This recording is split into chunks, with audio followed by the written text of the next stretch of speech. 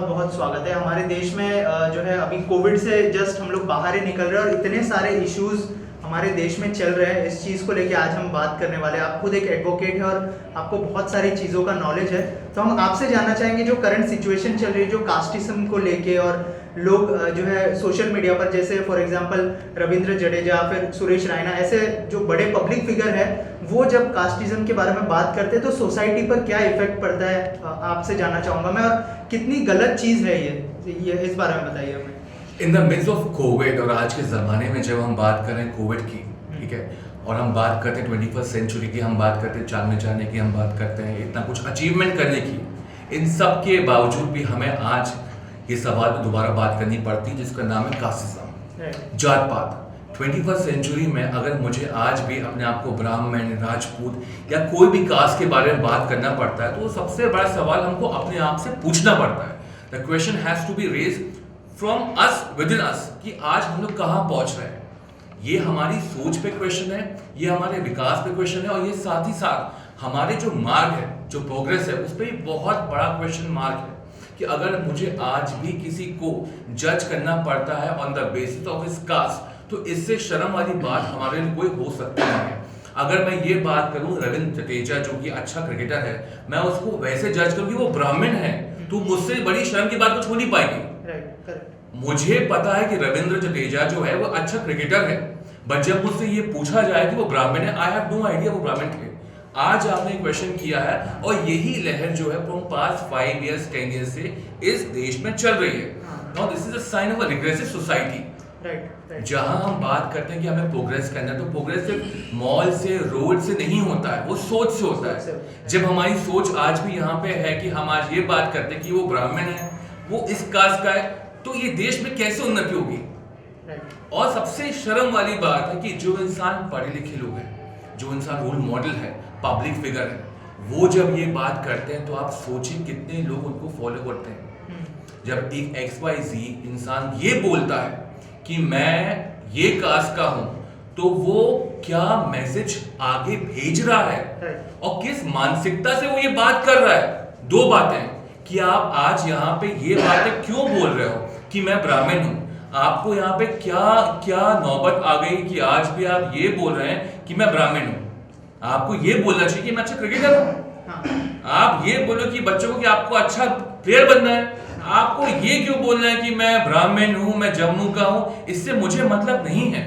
तो ये आज भी सवाल है हमारी सोच पे कि इंडिया कहां जा रहा है, हम क्या चाह रहे हैं और कहां जाना चाहते हैं, इससे नीचे और कहां गिरेंगे। ये बहुत बड़ा क्वेश्चन मार्क है, which we need to ask and we have to go for retrospection also to understand if we genuinely want to progress as a country। हमें अपनी सोच को चेंज करना पड़ेगा। बाकी सब कुछ सुपरफिशियल होता है, मॉल ले आओ, गाड़ी ले आओ, आप वो सब कुछ सुपरफिशियल है। तभी आज भी कोविड में भी जहां इतनी मौतें हो रही हैं, जहां पे इतनी मौतें हुई है, ऑक्सीजन नहीं है, लोग आज भी जात पात की बात करते हैं कि वो मुसलमान मरा, वो हिंदू मरा। नहीं, यहाँ इंसान मरा है, कोई हिंदू या मुसलमान नहीं मरा है।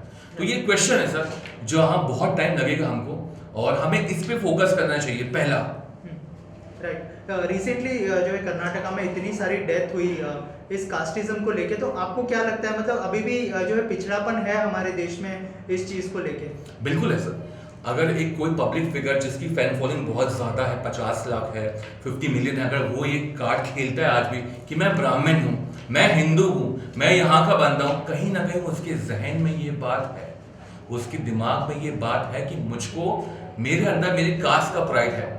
कर्नाटका में मैं आपको रिपोर्ट बताऊँ, लास्ट ईयर 2020 से लेके 21 अप्रैल तक 2500 केसेस बढ़े हैं, जहाँ पे शेड्यूल कास्ट, शेड्यूल ट्राइब्स में बहुत सारे केसेस रजिस्टर किए हैं, मर्डर के, एक्यूजेशन के, और बहुत सारे अदर केसेस जो है वो रजिस्टर किए हैं, which is a hike of 54%।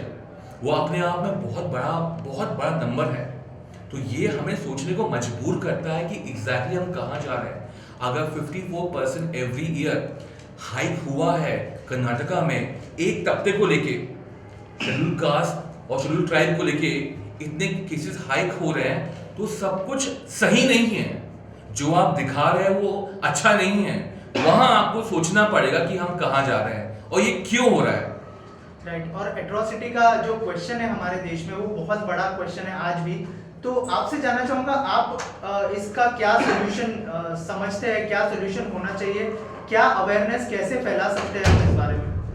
सबसे पहले हमको समझना होगा what is the meaning of atrocity. Atrocity का जो लेजिट मीनिंग है वो ये है कोई भी क्रूअल काम, कोई भी क्रूअल क्राइम किसी इंसान के अगेंस्ट जब किया जाता है उसको एट्रोसिटी बोला जाता है। बाबा साहब अंबेडकर ने हमारा जब संविधान लिखा, जिसको हम बोलते हैं इंग्लिश में कॉन्स्टिट्यूशन लिखा, उसमें एक जो है ये वर्ड को बहुत प्यार से और बहुत सोच समझ के पेश किया, जिसको हम बोलते हैं एट्रोसिटी, जो कि बना है शेड्यूल कास्ट के लिए और शेड्यूल ट्राइब के लिए। And this section falls under section 3।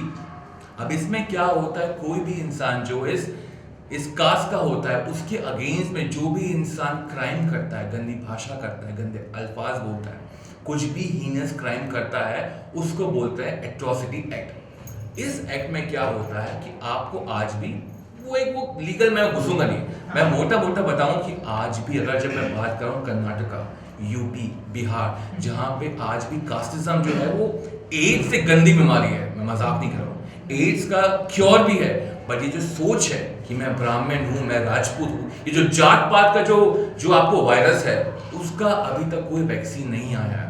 उसका रेपरकशन ये होता है जो लोग आज पढ़ाई कर रहे हैं इस कास्ट के, एससी कास्ट से, एससी शेड्यूल ट्राइब से, जो लोग आगे बढ़ने की कोशिश करते हैं, उनको भी आज की तारीख में आज भी पार्शियलिटी महसूस होती है।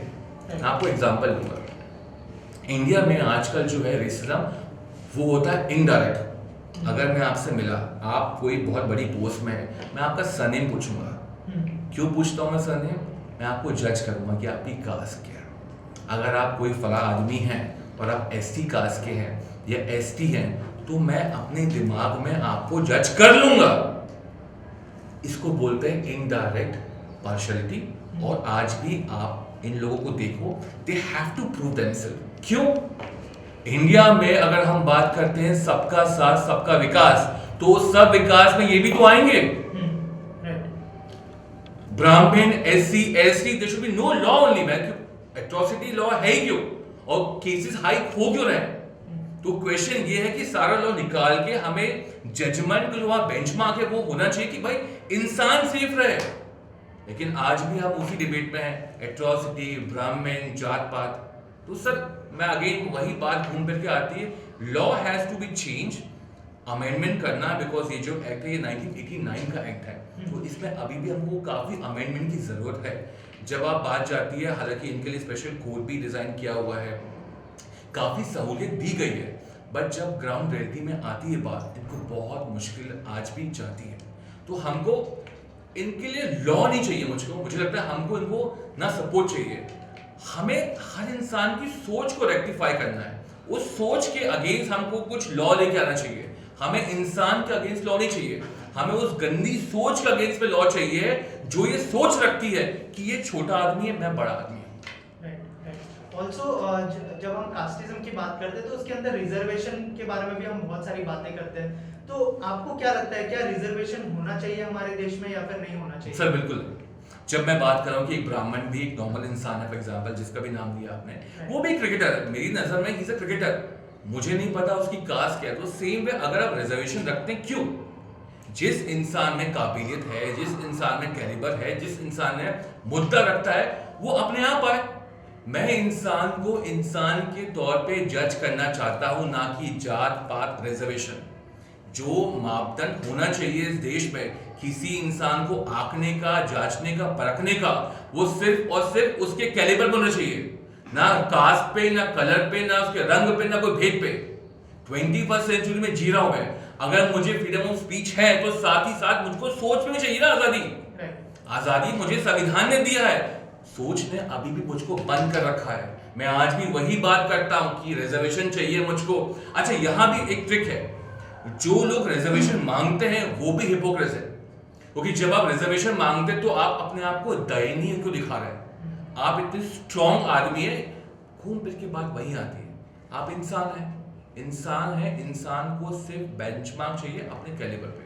So I am totally against the whole term of reservation, and I don't genuinely believe that we have to have something, a strong law which can demolish the whole process of reservation. कई लोग का नुकसान होता है, जो इंसान deserve करता है उसको उसकी जगह मिलनी चाहिए सर, पीरियड।